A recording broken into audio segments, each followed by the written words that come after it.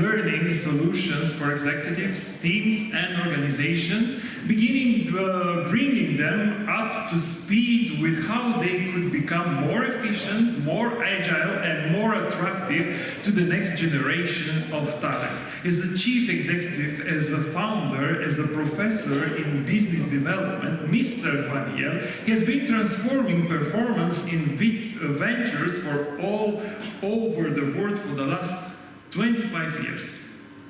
Welcome. Thanks a lot. It's the most difficult time because just after the lunch, it's always a little bit difficult to stay awake, but we will try to make it. Yes. So thank you very much for your welcome. Yes. So tell me, thanks to your job at the MCE, working with companies all through the world, you see that the leadership challenges in organizations have changed a lot? This is, I mean, we can of course go through the various crises that we've been through recently. It started with the COVID, and then you have also all those geopolitical difficulties with the wars also, but also with the election in some countries, and then of course the technology. And all of this of course is creating a completely different type of environment for people, for leaders, for managers, for organizations. And what is of course difficult also is the pressure that all of those changes gives on the leaders and on the managers. How do you cope with that? How do you cope with so many challenges? And also what we would call disruptive changes, especially also with the behavior of people, of course. The world has changed, of course, and what do you mean by changing behaviors? All those changes, when you think to it, just take the COVID as an example, all those changes have created different type of behaviors within the organization, within the people, way to work, to live, what is important to them, and so think to all the different aspects, not only the hybrid workforce, the attitude versus the technology. In a lot of different areas, those changes have created consequences on the way people work. And if you have those consequences on the way people work, then of course that has also a consequence on the leaders. How do they manage the organization? How do they manage their teams? And that's of course something that is completely new. In the past we had some recipe, we knew exactly, okay, this is the way we give feedback, this is the way we have to manage our teams, to train our teams, to engage them, to motivate them. But all those recipes of the past have changed. We have to find new ways because just the behavior and the reaction to those things are different. That's what I mean with changing the behaviors.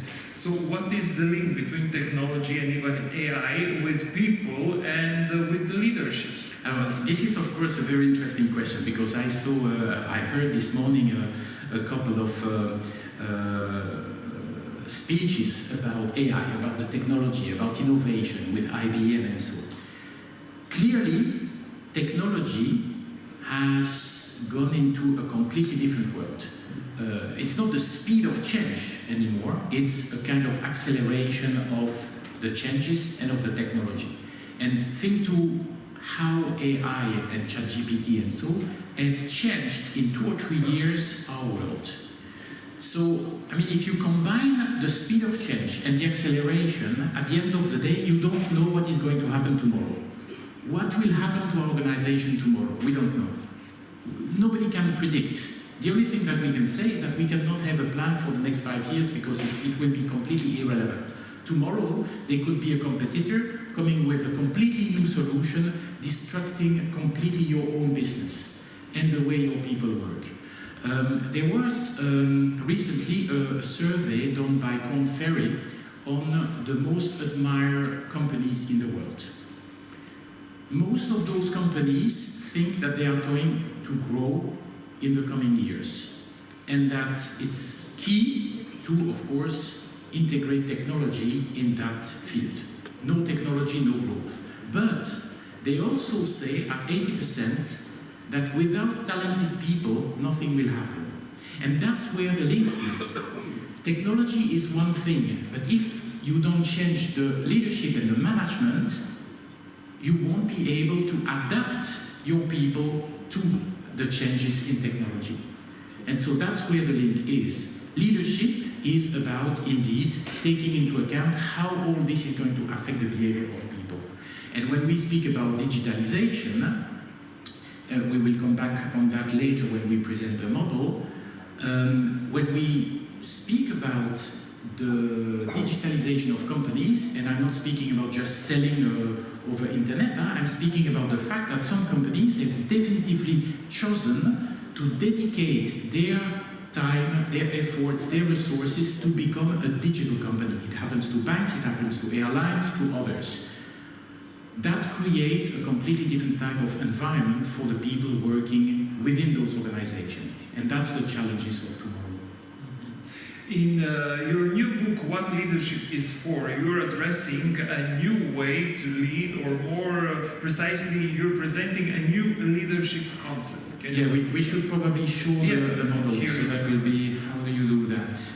From here, I think we change the slides. Green button, yeah. The green button, no change.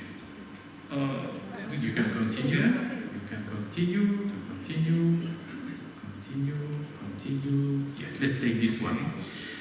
When doing some research on leadership, we've identified indeed 12 areas that are changing things for a leader or for a manager. Because obviously, a leader and a manager has to dedicate time to everything, to customer, to innovation, and so on and so on. But you cannot focus on everything. That's just not possible. And if you try to dilute those efforts, the performance of your organization will be lower than what it could be. And so what we see is that the top performers, companies, are concentrating on what we call 3 drivers maximum. And they are focusing on that and cascading down within the organization the way to take their people with them. We will take 1 or 2 examples later. But so we've identified, let's put that in 4 big quadrants, all what is internally focused, so the processes. You can also concentrate on the business, on the customer, and on the people. And with that kind of model, you can adapt it to any kind of brand, and you will see that the top performers are definitively running into 1, 2, or 3 areas maximum. They are clear about that, and of course this is affecting their performance. So there are plenty of examples where the drivers are very clear. Can you tell us something about that? I spoke about the examples. So I took here an example that everybody knows is with the airline industry. So it's probably the easiest one, but this is valid in the pharma, in the banks, or whatever. Let's take first Emirates. So I assume that you know a little bit the experience of Emirates. Who flew with Emirates in the room? Just raise your hand. I see a couple of hands. So you will perhaps agree with me, but if something that is clear with Emirates is that they are very, very focusing on empowering their people. They want you to feel, if you have an issue or whatever, they want you to feel good. And so the people in front of you from Emirates, they know exactly to what extent they can go to satisfy you, to make sure that you will have a great experience with Emirates. Their brand is also extremely important. They don't do whatever with the brand. So they know what the focus is. And if you go a little bit more into what they say on their website, corporate website and so, you will see how they insist on their people. So clearly, one thing that is a driver of their organization is clearly the people. And this goes from the recruitment to the learning, to the continuous learning within the organization, to also phasing out people. Everything is dedicated to their people, diversity and inclusion and so on. So they have, most of the time, very motivated people. And the brand, of course, but I won't go in all the focus. Riyadh Air, probably you don't know that, but Saudi Arabia is investing for the moment a lot to become a touristic country. So they are investing in the cities, in hotels, in the touristic place, but also they've created a new airline. The name is Riyadh Air. To do that, they've picked up people from the best airline companies in the world. So they took people from Etihad, from Emirates and so. And what is the message for that company? Their focus is digital and customer experience and innovation. That's the three drivers they have. And if you see what they are doing in terms of the way you take a flight, the way you buy a flight, and so you see what that means. Now if we go to Ryanair, who flew with Ryanair?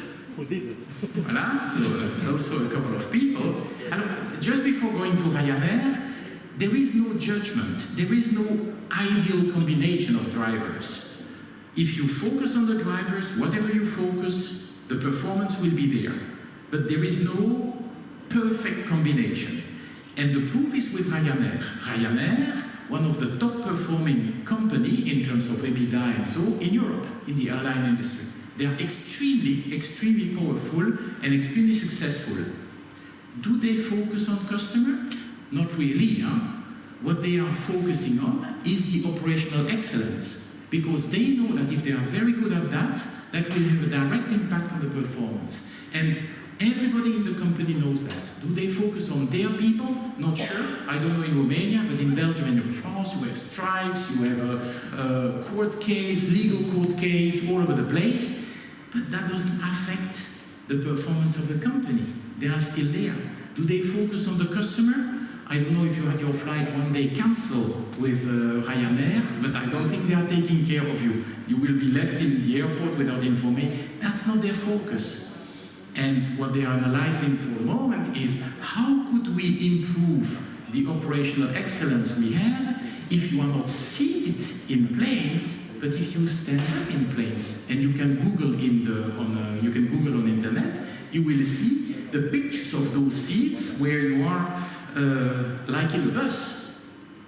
That's where they are. Another interesting thing with Ryanair is they are also focusing on inspiration. The CEO, Michael O'Leary, is everywhere. He's really inspiring not only the company, but everybody. So how do you do, if your focus is that, how do you do to cascade that down throughout the organization? How do you make sure that at any level of the company, that inspiration continues to happen?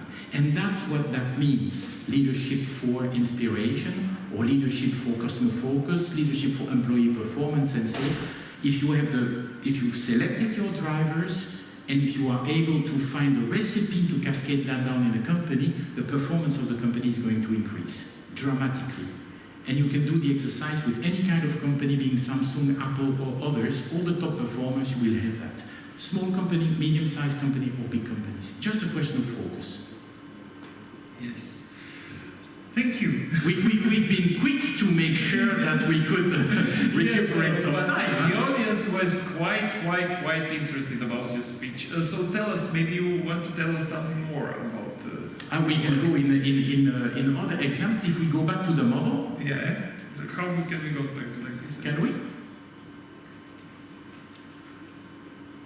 No, that's the end. From the beginning. Just put it from the beginning, please. Yeah. Or in the meantime, I will tell you something. So we have where do you have the model, please? Yes. No, another one. This one. Okay. For a lot of companies, so we work with Management Center Europe. We work with a lot of companies throughout EMEA, and one of the top topics for the moment is the engagement of people. And especially also because in a lot of big companies, AI, we spoke about that, or the technology, is affecting definitively the way management and leaders are operating with their people. An example is, how do you recruit people if you want to be digital? So everything is happening through AI.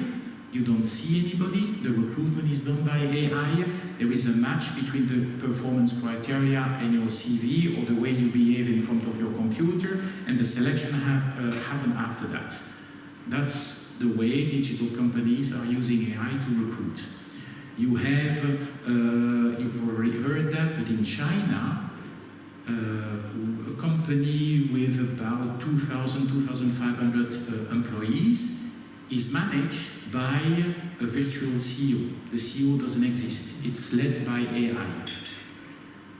If you decide to focus on employees, if you want the employees to be happy to be engaged with you and so, how are you going to combine technology and also the fact that people need to be engaged and motivated with what you do? This is really a key question for a lot of companies. A lot of companies are doing that for the moment. They are wondering how can we keep our people engaged. I saw that 80% of the job will disappear because of AI. I need a report. In the past, people were working on the report for a couple of days, and now they just ask ChatGPT and the report is produced in 30 seconds. So do I keep those employees or not? Are they still engaged? Or in our business? But in the past or now, I mean, to create a workshop on whatever topic, being leadership, management, functional skills or whatever, we have experts coming from industries and so on, and we have also instructional designer. But today, if you want to organize, to use artificial intelligence, it takes 30 seconds. You take the topic, you put that in a system and you have a course. Where does the information come from? I heard that this morning.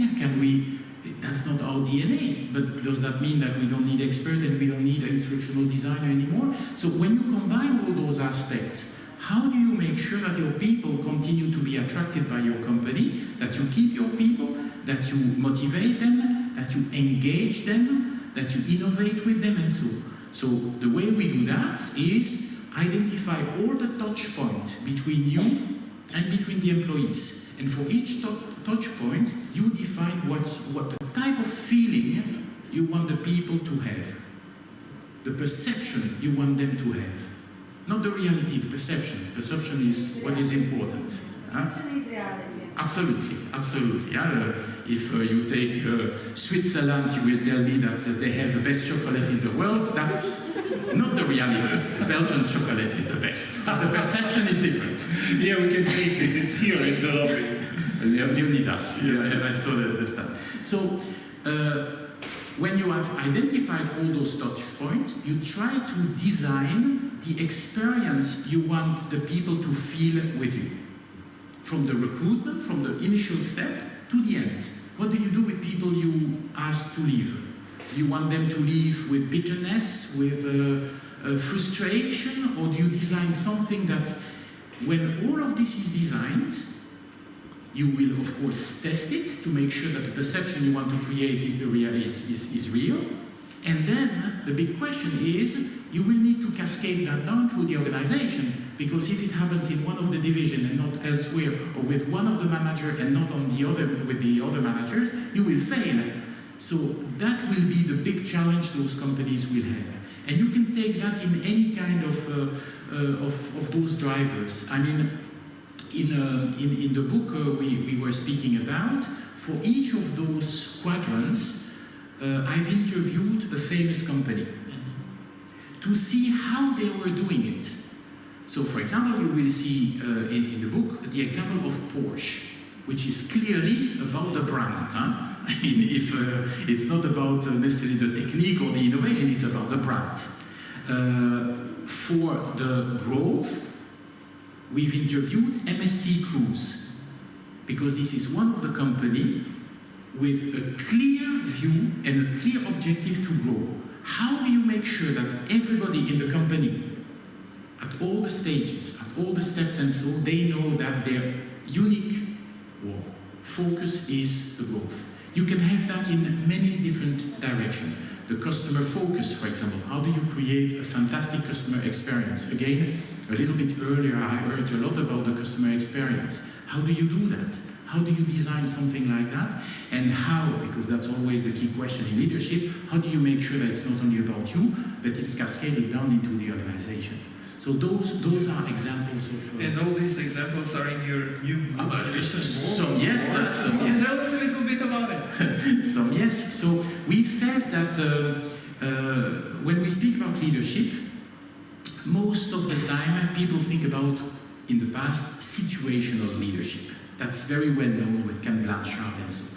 And speaking with managers and leaders and clients all over the place, I saw all those challenges, and I thought, okay, it's really the time to try to find something else that will help them.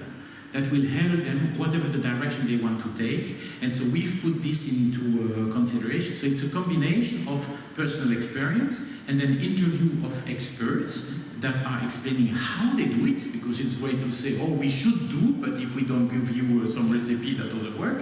So very important to go into also, okay, concretely, what does that mean? What do you do with that?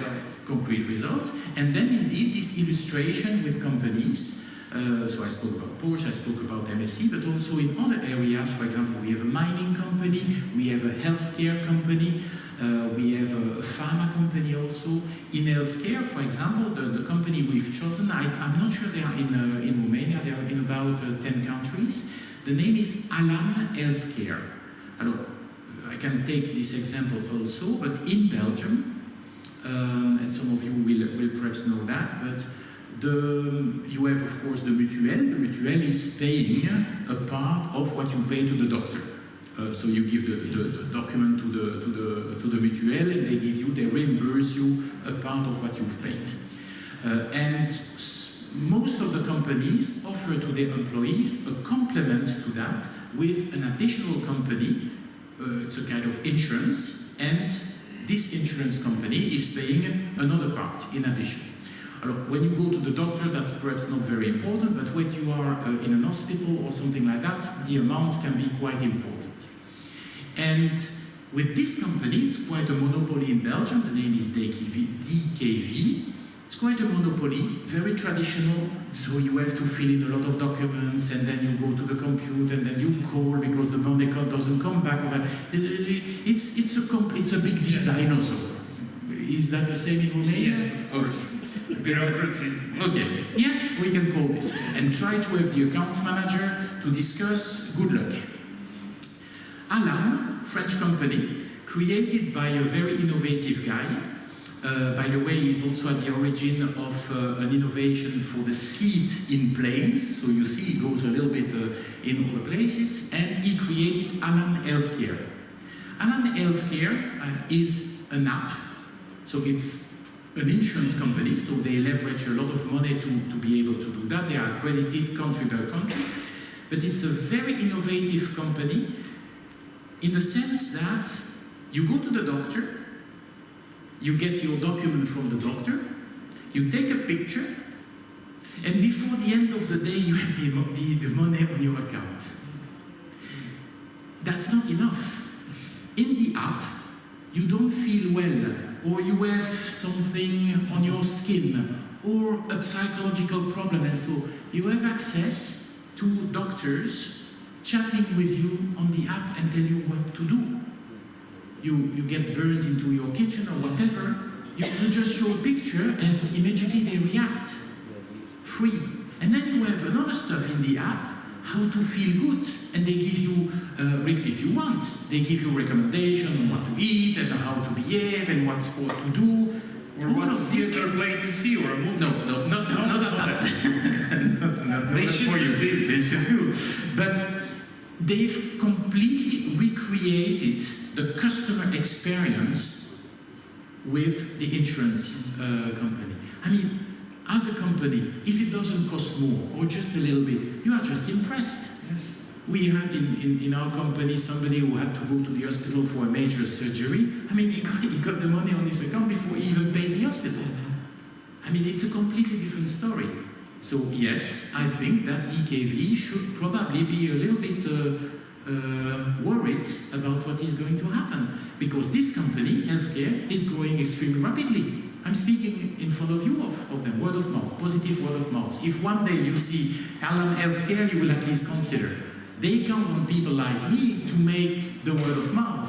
So what is interesting with this model is that even if you focus on one driver only, this is going to have consequences on other stuff. But at least you don't have to take care of that because it's driven by the original focus you have. And Alan Healthcare is an example. Thank you very much. My pleasure. We have time for some questions. Dear audience, you want to ask something, Mr. FANIEL? There are no questions? Then I can invite you in the lobby to see his book, maybe buy it, and of course he will give you an autograph, personalized for you. Thank you very much. Thanks a lot. Thank you, Philippe.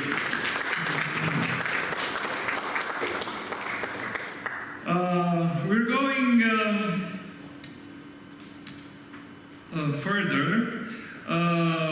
And now we're going to change a little bit. We're ready to dive into the education ecosystem and the fundamental ground for any development and companies and people. I'm glad to invite to this stage the new moderator, Mrs. ALINA LUCHIAN. Mrs. LUCHIAN is an expert in marketing sales, consultant in the IT field with over 19 years of experience in the industry with an entrepreneurial spirit, provide in all fields. So please invite your speakers. Thank you very much. Hello? Yeah, it works. Okay. So, hello everyone. It is my pleasure to invite my colleagues from this panel that we hope to find it very interesting. This is ANDRA GHIBUșIu, Mr. MARIUS VALENTIN AMZA, Mr. MARIUS Hărntem, Mr. Rân ZVAN BOLOGA, and Mr. ANDREI LUCHICI.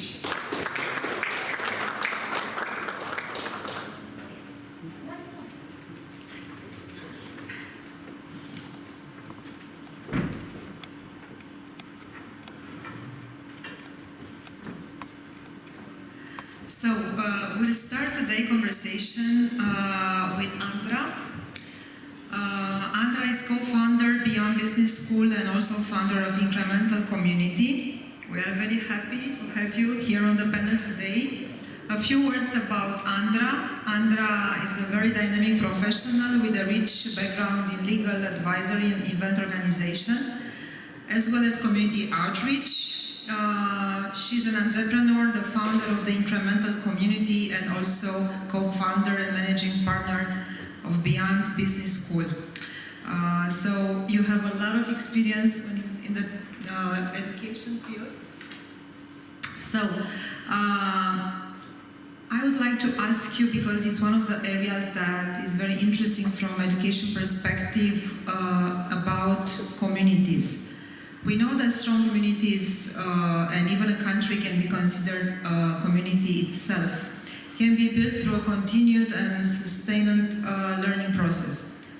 How do you see this process from your perspective as a design in our community?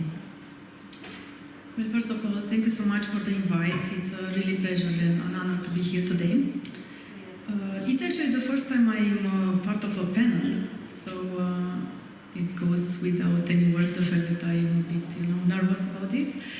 I hope it will be a very fun experience, and I hope I will learn something from it, because this is one of my main goals in life, and this is something that I strongly believe it's important for each one of us to continue learning and never actually, you have this idea that you go to school and then you go to university and you maybe do a master degree or an MBA or something like that, and then basically you have finished the learning process. And I strongly believe it's not the case, and we should continue doing this for actually the rest of our lives.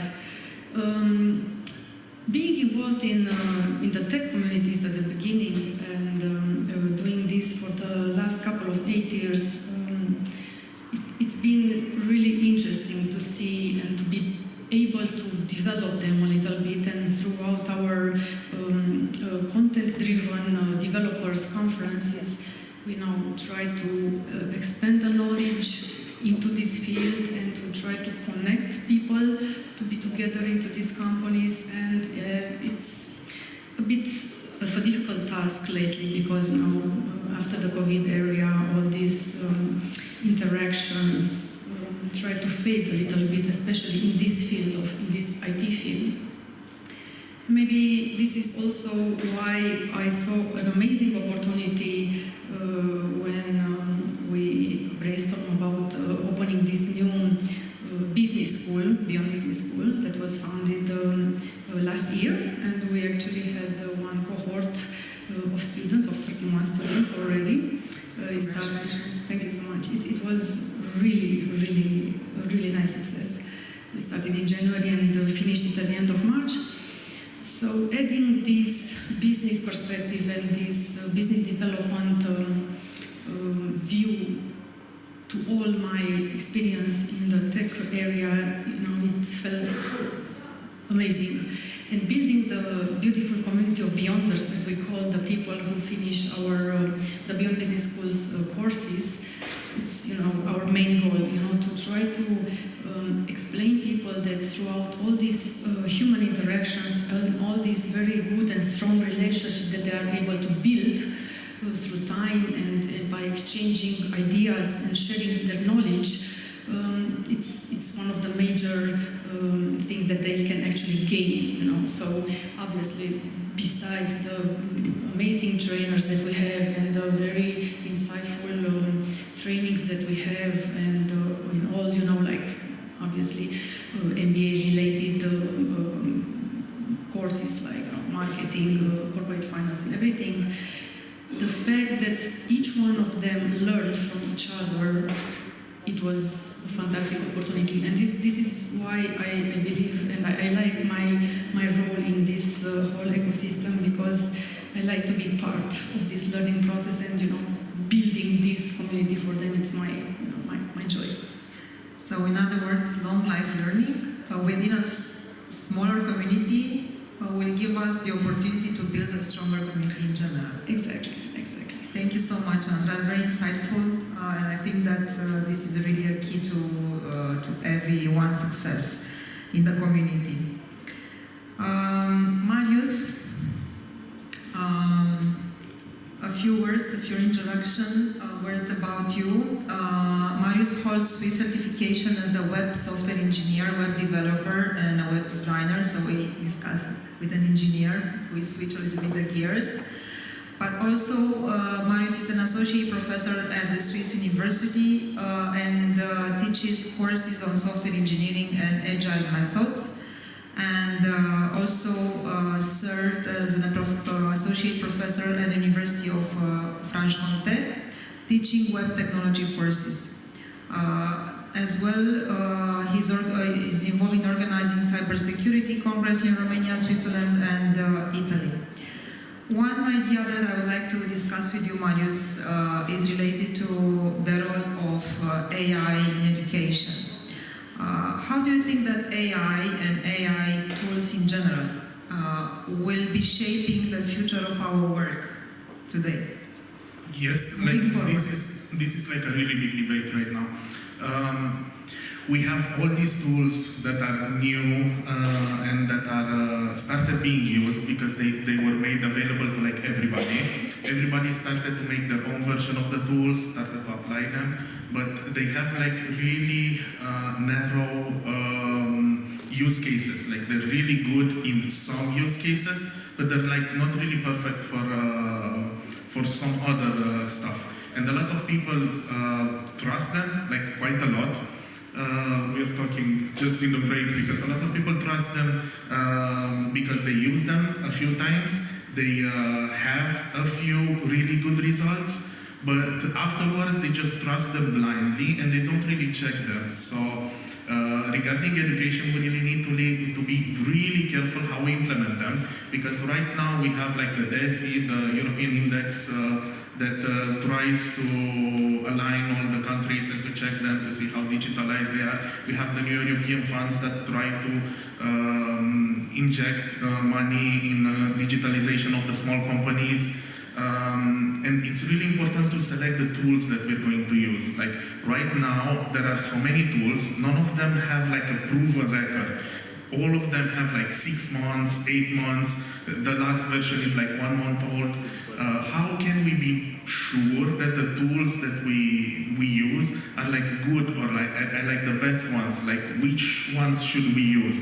And this is like a really big problem in the education system, where, for example, students or children are really fast, they use the phone, they are connected to the internet, all the information, they start using all these tools. They're not really sure which is like the best one, which is like the good one, how to use them properly, because this is like a really big issue also in universities. Like you have all those like text generators that we had, like ChatGPT or Gemini or so on, that generate really good articles. They do summarize, projects, they do a lot of stuff for you. But how can you use them as a teacher? Like how can you judge like the work of a student? I'm pretty sure some of you, maybe if you are not in the university, you have children or you have friends who have in university, they started implementing those AI checkers. And those don't really work, because the AI stuff does exactly what you would do as a human. You try to summarize everything, and you try to generalize it, and you try to explain it. So it's really hard for them. Like sometimes you do an article completely written by yourself, and it's like 80% AI generated. That's not true. So we really need to be really focused on what tools we're going to use and how to implement them, because there's a lot of implications. There's like, for example, we should focus on the ethical part. How ethical is using AI in school? Maybe the teachers are going to need to change the way they are teaching, because the AI tools, they're not going to be able to stop them, they're not going to be able to check for them, because the tools like right now don't work, and I don't really see how they're going to be able to work in the future. Like people try with Microsoft try to implement some kind of fingerprinting in the text, so they could detect that one text was generated by themselves. But if you do your own language model on your own computer, or you use something else, you're not going to have that luxury. So teachers are going to need to change the way they teach. Students are going to be able to start using some tools, because some of them are like really awesome. So for example, if you have like an online meeting, you can have an AI transcript of the meeting. You can have a short notes of everything. That's like really cool, and that's going to enable students that a lot of times are like overworked. We have a lot of debate also in Romania that children have a lot of homework, they have a lot of study to do. It's just lost time that they can invest in something else, maybe try to research some of the information that they had there. Instead of just staying and doing like the boring stuff, they can invest in critical thinking, in analyzing text, and doing other stuff. Like, I don't want to like take everything right now, but there's a lot of issues that we need to resolve, and we need to see what tools we need to choose. Like right now, it's really difficult to choose the proper tools, but we need to see how we can do a proper strategy together with educators, together with legislation, together with technical people, because that's really important, because they do the implementation. Because right now some implementations work well, but we would like to have like more stuff, like they said with Gemini. You want to have like the mixed stuff with images, with text, with audio files. You want to have the whole thing. So we need to be able to choose the proper tools, because right now everybody is implementing and everybody is like investing in the new tools, but they don't really know what's going to be. Thank you so much, Marius. Yes. I wanted to say that we are going to discuss a little bit later in the panel the problem of ethical AI, which really concerns me as well as a user, as a professional, as a parent. I would have here a comment and a question in the same time, if I may, because you raised the bar a little bit on this. How would you project, or how do you see the usage of AI or Gen AI tools for school, both for professors and students or kids? I was in Chișinău last week attending a different conference, a very good one, and one of the teachers, she was also a parent, asked this question: how can I avoid the following? My kid has a history, let's say, homework, and he doesn't like history, and he's using ChatGPT or Gemini to do his homework. How can we avoid that? How can we teach both or make teachers and also students to think from a different perspective, AI, not just copy-paste homework? How can we do that? I know it's a difficult question, but it's an open question. Yes, like I really think teachers need to change the way they teach right now. So just giving assignments and waiting for feedback is not going to work. You need to have a dialogue, you need to have like communication, you need to do more group projects, you need to involve multiple people, you need to give different tasks that an AI presentation is not going to be able to do. So you need to change the tools and the ways you are doing the teaching. So right now, for example, it's the same thing with the internet. Right now we can search for any answer. Like we want to see when Ștefan cel Mare had a fight, we can find the year on Google. Like it takes 2 seconds. That's not really important. More important is like why he did that, how he did that, what was the political situation or stuff like that. So just having access to the information is not really relevant. It's like how you're teaching it, the tools that you're doing, and maybe how you are trying to implement that with the students. Like, for example, AI could be really good for like self-learners because it helps them summarize stuff and it helps them go through more stuff and more material. So they could maybe learn themselves more and easier than before. So it could be a really good tool, but it really depends on the group, it really depends on the students, and it really makes really important questions like teachers need to change, teachers need to adapt, and as we know from Romania, like teachers are really reluctant to change the way they teach. Not only Romania, yes, everywhere. Like if they're teaching something in a certain way for like 10 years, they want to do it like further. So they need to change, they need to adapt, and they need to do it faster because the students already use them. Like maybe half of the teachers didn't even know that the assignments they got were with ChatGPT. They didn't know what that was, but the students were using it. So they need to adapt faster, they need to be in step of the time. Yes, thank you so much, Marius, for all the explanations. And then we move to Marius again. Marius Hărântău is the president at Factory 4.0 Digital Innovation and has an extensive experience which spans over 18 years in the IT and security technologies field. He's the founder of Factory 4.0. He oversees professional training, consulting, and digital transformation projects in the industrial sector. Also, he coordinates a research project aimed at developing a monitoring and alarm system for detecting water contaminations. And he's promoting cybersecurity and data protection. Marius, one thing that I would like to discuss now is the question of reskilling, because we are in the middle of the 4th industrial revolution. AI is part of it. And we also face different type of crises.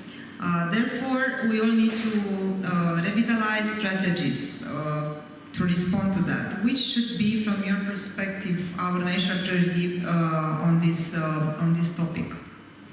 Thank you for introduction and for invitation. I will talk about strategy because when we talk about digital transformation, we have 2 elements: technology and skills. I will refer to skills because this is the topic of our panel, and I will mention that today companies have a lot of funding opportunities from European Union, and all these opportunities came with the obligation, I guess, of using different type of trainings for improving the digital skills of the employees.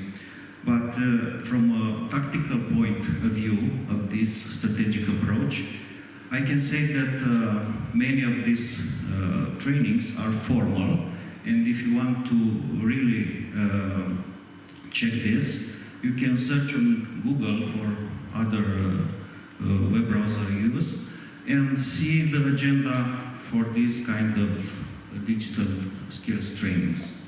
Yeah, because if you will search, you will see that many of these will train people for word processing and data processing. I mean, Word and Excel. But these are the tools that are already removed by the new tools. We are talking about AI in education, and these tools not only process data, they generate data.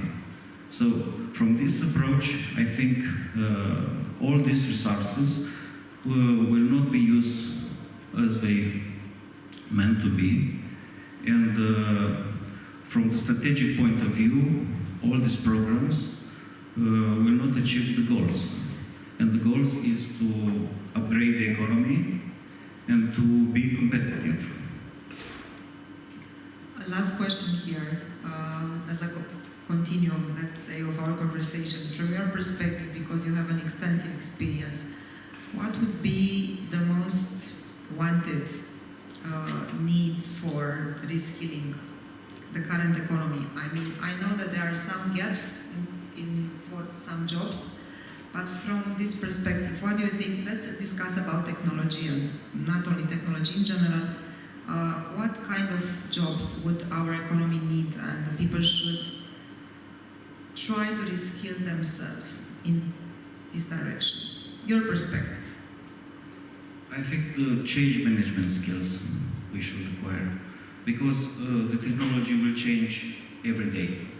But if you are a long life learner and you have these skills, I think the success is for you and for your organization. In Romania today, there is a program from ANDREI, the Romanian Agency for Digital Transformation. We are part of this program, and if you want to see the skills we try to improve in the emerging technologies, you can search for edcore.com and see this kind of skills. They are for small companies, and the call is open. Thank you for such a useful information, and definitely there is a place to search. Thank you. I will continue with RânZVAN BOLOGA, professor at University of Economic Studies, also CEO and founder of nextlab.tech. RânZVAN is a distinguished full professor in computer science department at the Bucharest University of Economic Studies. And he's not only a key figure in academic administration, but also plays a significant role in the entrepreneurial system, actively collaborating with innovative startups. He has an outstanding company, nextlab.tech, which has grown to become the largest robotics competition in Southeastern Europe. And this initiative underscores his commitment to fostering technological innovations and skill development.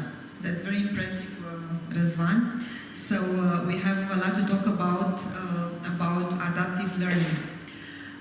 You are a strong believer of upskilling at any age from our conversation. Can you share more on the adaptive learning and technologies needed for upskilling? Yes, thank you very much, and thank you everyone for taking the time to stay here for our panel. So let me start by telling you the story of a young boy aged 12 from a small rural village about 200 kilometers from Bucharest. This young boy wanted to learn about robotics. However, in his mostly rural community, there were neither teachers nor educational kids to do that. At one point, he got an account to an adaptive learning platform, and he received a free kit from a sponsor. And the kid was able to actually build the robot and participate in a competition, which he actually won against much more powerful schools. So what does this prove? It's actually a real story that took place a few years ago in Argeș, not very far from Bucharest. And it shows that AI can make learning learning possible in locations where the skills are not available in the classical educational system. AI is also a powerful tool to implement educational programs in new fields. Adaptive learning is about using AI in education in order to personalize learning and to increase the efficiency of education. One should not confuse adaptive learning with e-learning, even if e-learning is somehow coming from e-learning is the predecessor of adaptive learning. Adaptive learning is a totally new game. It's something much more powerful, and it makes it possible to build personalized learning. It makes it possible to deliver asynchronous lessons. It has a number of advantages which are made possible by the use of AI. Now, coming back to our program, so there are a few cases that I should mention here.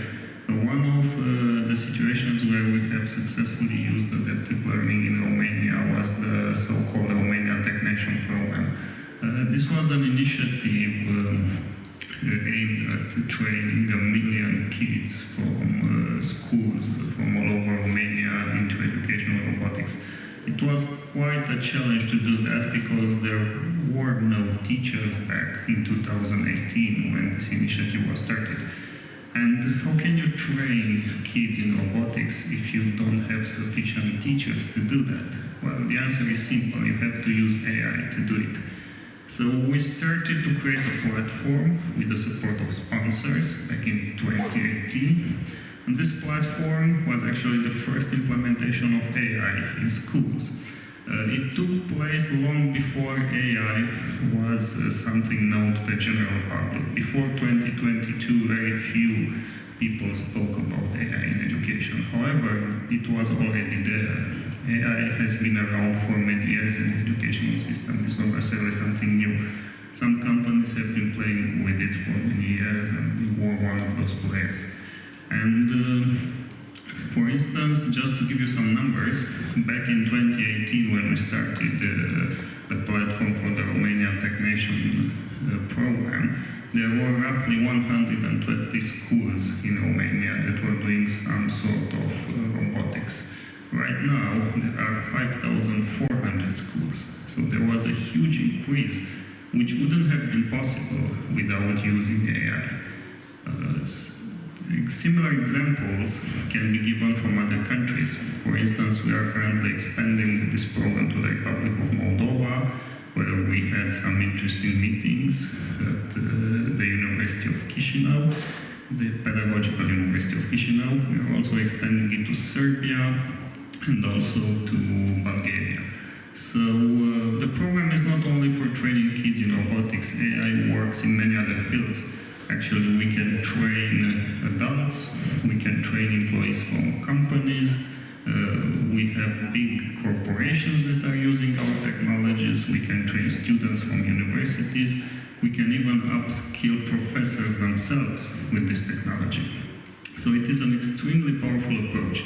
As you can see, AI is not only about cheating, so it's not that it is used to cheat when projects are given to students. That's a reality, and actually means that we have to change our assessment system, and this is quite a challenge for many educational systems from all over the world. We have to change the way we evaluate students. However, this is part of the game. This is a natural progress, and I think that we have to identify which are the responsible use cases for AI in education, and we have to use it. AI in education is not without risks, so it means that we have to be careful how we use it.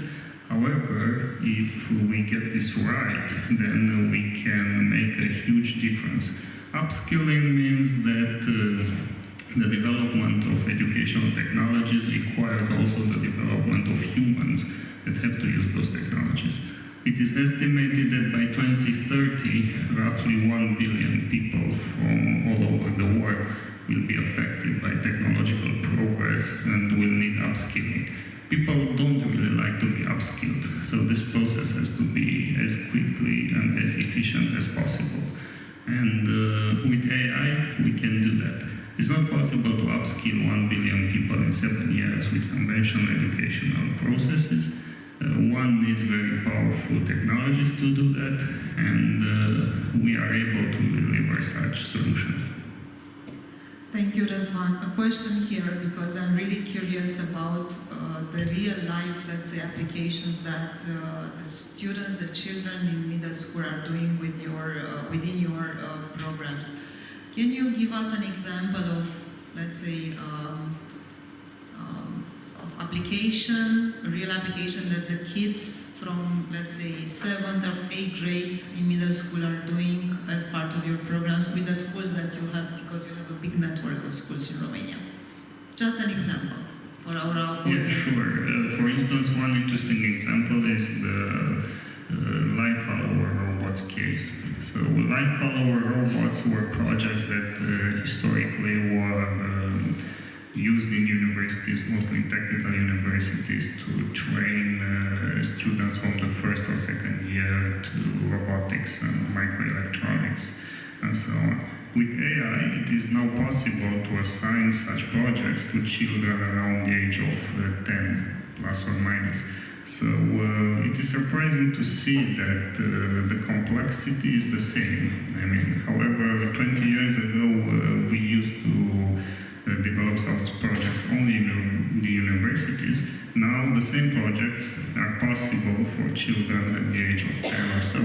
And this means that AI improves learning, it makes it more efficient, and we have to use it as much as possible. Thank you so much. That's very interesting, and we really hope that adaptive learning will be let's say, something very usual for us in our community, if we discuss about community.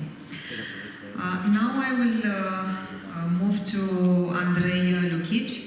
ANDREI is director at the Center of Research and AI at the Romanian American University, one of the universities I'm also working with. ANDREI is an associate professor at the Romanian American University. He teaches and conducts research at the intersection of computer science, applied mathematics, neuroscience, and pioneer developments in AI. His work extends to multi-agent systems and their emerging behaviors influencing distributed AI, game theory, socioeconomic models. Mr. LUCHICI graduated King's College in London, and he has a PhD in computing biomechanics at University of London. I would like to discuss, and we started already to open this conversation on ethical AI, because really it's a topic that is important for everyone in the world, at the business level and at the personal level. I would like to ask you, from your perspective, how we can make sure that AI tools will help us to keep our future bright and just. I had a very unpleasant experience personally with using some of the AI, let's say, applications. I was making an interrogation, and I will not mention the name of this, and this application was totally biased. I was very surprised with the answers I got, so I was wondering how can we avoid that, because we need to train, we want to make sure that our tools are properly and ethically trained to give us the right content. Okay, thank you for inviting me, and it's a pleasure to be here. It's a tough question. It's not an easy one. However, I think there are some aspects that we need to address before we talk about building tools that are not biased, fair, and are, promoting the values that we all want promoting. We need to first look back on ourselves as a society, generating the data that gets fed into all these models. So that would be one thing to start to look at, is that we are biased. And of course, the data we generate will have those biases. However, where we stand now is that we have these automated tools that are pretty much looking inside very large amounts of data and hunting for connections. And then if bias is there, of course bias will be picked up. And what we do is we take these tools and we start to use them without questioning how they work or what went into building them. And what we end up is that we promote those biases. And from maybe a linear promotion of bias, we get an explosion of tools that have been built on top of these already biased tools that are being used even more and more to generate, guess what, new data that gets fed into the same tools. So you get this kind of negative feedback that starts to accumulate, and if we're not careful, it could not work in our favor. Okay, so that's one side of it, which means looking at what goes into these tools, trying to make them as unbiased as possible. The second part is that we, as a society, again, have no clear definition of how to measure bias, how to quantify bias, what does fairness means. These are more maybe philosophical questions, but right now I think it's the time to go from philosophy of morality and ethics to a more operational realm where we need to start to define clearly what we mean by bias, what we mean by being fair, how do we measure it, and make sure that the measurements we're using are consistent with our definitions. So it's a lot of operational work that is still not being done into turning these concepts that we as human beings kind of understand implicitly into something objective that we can then turn into an algorithm or part of an algorithm and say, hey, you have that large amount of data, go find connections, but pay attention to this other thing. And if you do find connections that match these criteria, for example, try to stay away from them. Which leads to the third thing, and I'll end with this. We need to also, we want to promote this fair algorithm, generative AI mostly algorithms. However, there needs to be a distinction between fact and fairness. There are examples where the desire of making algorithms fair led to them to be inaccurate, mostly from historical perspectives. Okay. And I know it's tough, and it's something that we need to kind of put up with. We are biased, society made mistakes, we didn't behave really nicely in the past, but that doesn't mean that the algorithms we're building have to erase all of that just for the sake of being fair. It is a fact, we need to take it into account. What we need to do from moving forward is try to make a distinction between, okay, this is a fact, historical fact, it is what it is, versus I'm going to contribute to promote some rumor, some idea that is just not necessarily biased, but it's prejudicing the group without any sort of real fundamental aspect of it. Okay, so these are the three things that I think need to be discussed and addressed. Thank you so much for the very detailed and elaborated answer. I will have a second question to you related to the third comment. Can you give us an example? Because I met a lot of usage of AI algorithms, neural networks in different areas, usage of those.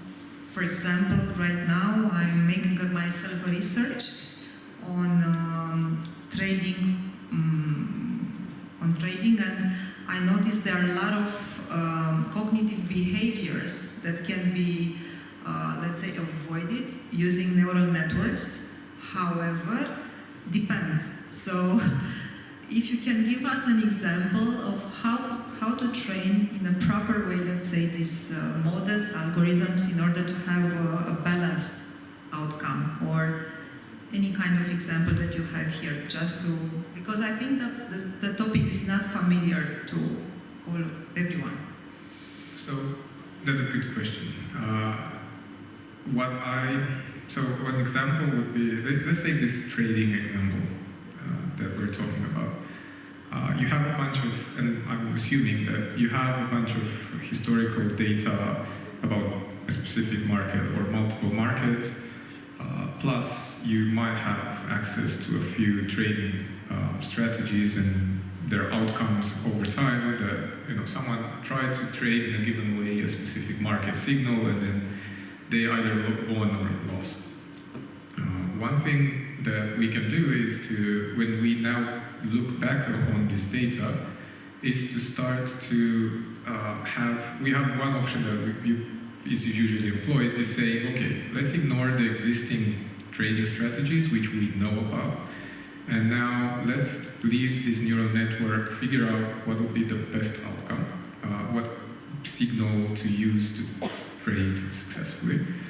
We'll let it train, we will come up with them, and as these suggestions are made by the network, we as humans start to validate them. Like a human in the loop type of approach, where you start and you say, well, actually this is not really good because of some reason.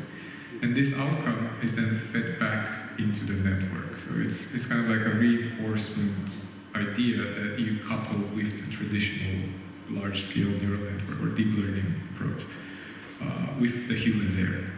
That's one way of doing it. Another way would be to kind of try to combine them and say, build fully autonomous systems, but that's a bit dangerous, especially with markets, where you have neural networks picking up patterns, and then you have these agents, which are mostly software programs, using those patterns to place bets on the market or place trades. And then you get that feedback from the market and evaluate based on that. However, the second part is, in my view, a bit more dangerous today, because we don't have yet the mechanisms of how to react quickly to situations that we don't like.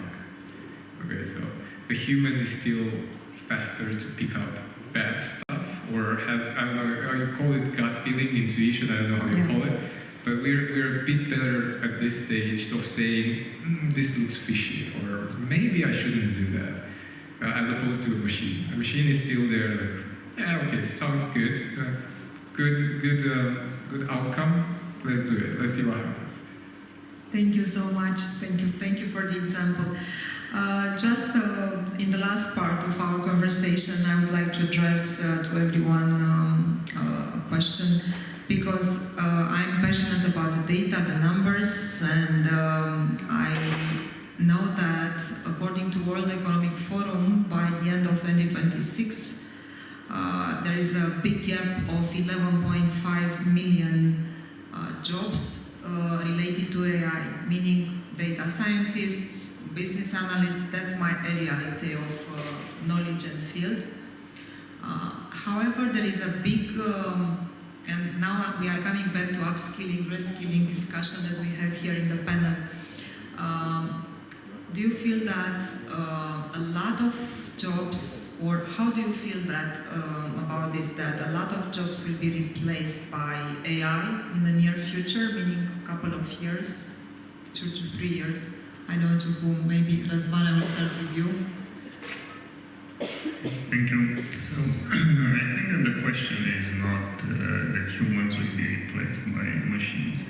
There is no such possibility, in my opinion.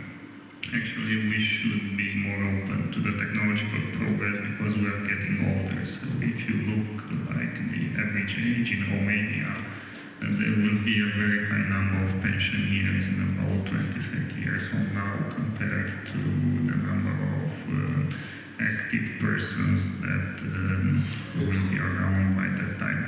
And that's a global reality. It's not only about Romania. Generally, the population of the world is getting older. And you need to increase productivity, and in order to increase productivity, you have to increase the technological progress. And this means that you have to use AI. This means that you have to combine cybernetic systems with physical systems in order to reach the so-called cyber-physical systems. And yes, this means that the jobs will change. Most of the repetitive jobs that we have been doing for the last 100 years will be transformed. People have to be upskilled. But this doesn't mean that we are heading towards a reality where the humans will become useless and machines will do their job. I don't think that is possible, and I don't think that is, let's say, a hypothesis that we should discuss. In my opinion, we should try to understand how to make humans accept the technological progress, because historically speaking, humans don't really like when things change. They prefer to keep the old way of doing things. They don't really want all this sudden technological progress and so on. So that's the debate: how to make humans to accept technological progress and even to embrace it. So we don't have to be afraid of chatbots. Chatbots are actually our friends. Thank you. That's a very inspiring and hopeful response. Andra, what's your point of view on that? I feel more or less the same way.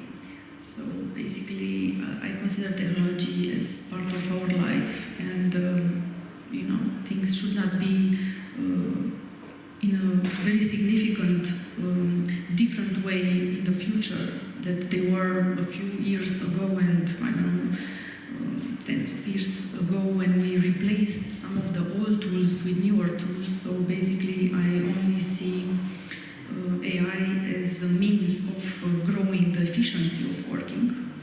And I strongly believe that there are fields that cannot be covered by this part, and those are related to the social relationships between people.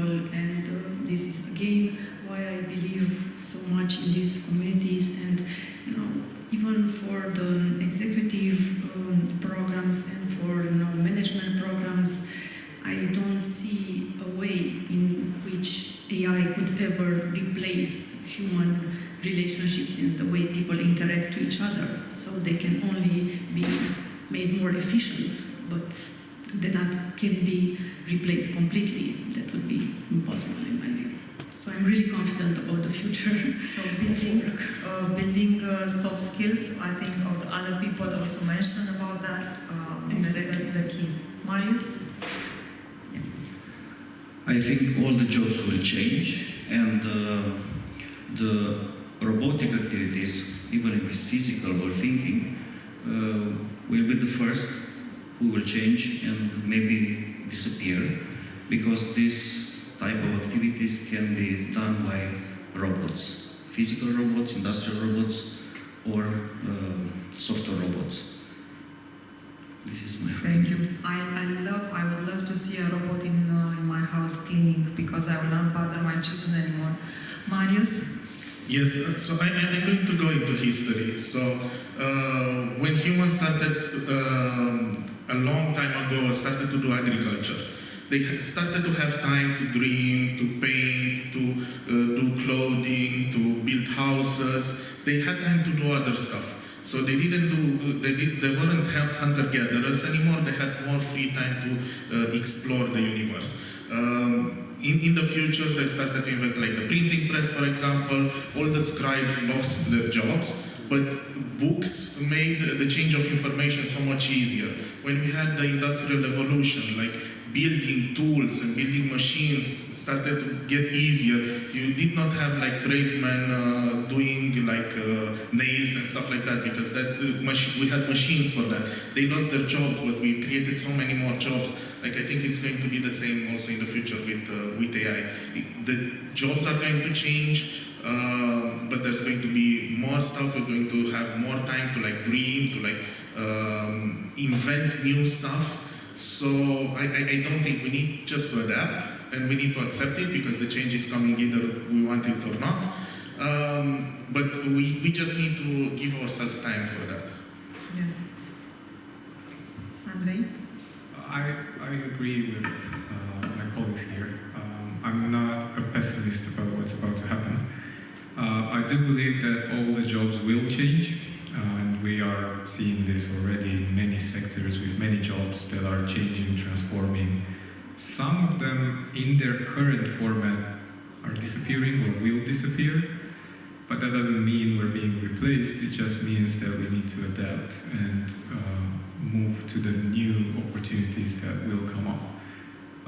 Another thing that I think will happen is that with the proliferation of these, let's call them automated decision tools, be it generative AI or something different, we will see that things that are robotic in nature or repetitive in nature, where there's no decision involved or human decision involved, will be the first ones to be automated. It's the same historically what happened with factories, where you had a whole production line. People weren't really thinking about what they're doing, they were just an automatic maneuvering of some materials, and then you have a robot doing it today. So are those people replaced? Well, from that context, yes, but I'm sure they're doing something else that's probably more enjoyable to them than staying, 8 hours handling paper or something. Same thing here. And the last ones to go will be the ones where humans are still in charge of making decisions, with the caution that we are trying to use these tools to automate those jobs today, which I think it's also dangerous, because the tools are not ready yet. Thank you so much. I think that was everything that we wanted to share with you today. I hope that you find our discussion and conversation enjoyable and useful, and we are looking forward to listen to other conversations today. Thank you so much.